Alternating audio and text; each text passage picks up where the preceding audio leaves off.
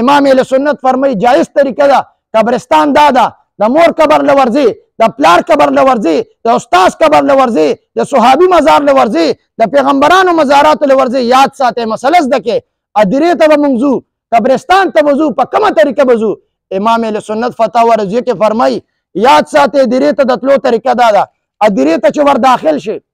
سلام به په ټولې ادیرې والا باندې واچي یو کرته به درود شریف ووایي یو کرته به سورت فاتحه الحمد ووایي درې کرته به سورت اخلاص ووایي بیا به درود شریف ووایي که نور اوراد او وظایف ته وې وبوي او د قبر نه به 3 غزه لرې ودرېږي د قبر نه به 3 غزه لرې ودرېږي امام اهل سنت فرمایي چې د قبر نه 3 غزه لرې ودرېدي نو دان سره به دا اوراد او وظایف وې او بیا به قبلې ته مخکې د قبر سینې طرف ودرېږي یا به قبر خپو طرف ته ودرېږي او چې کله دعا غواړي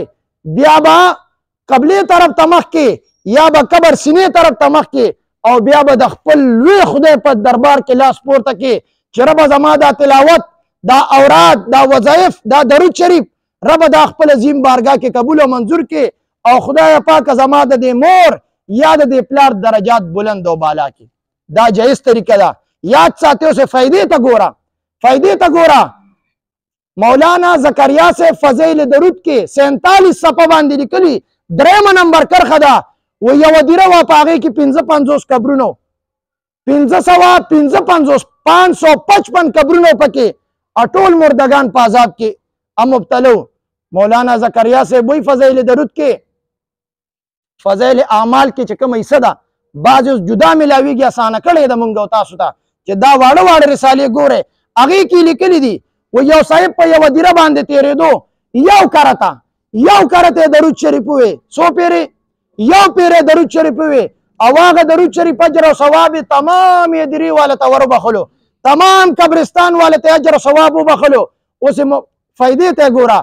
یو پیره درود شریف وي 555 قبرونه 555 مردگان په دیرو قبرستان کې پراتو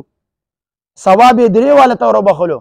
رب ذوالجلال په یو پیره درود شریف برکت باندې تمام ادری والا نه هغه عذابونه پورته کوټولو ته مغفرت نصیب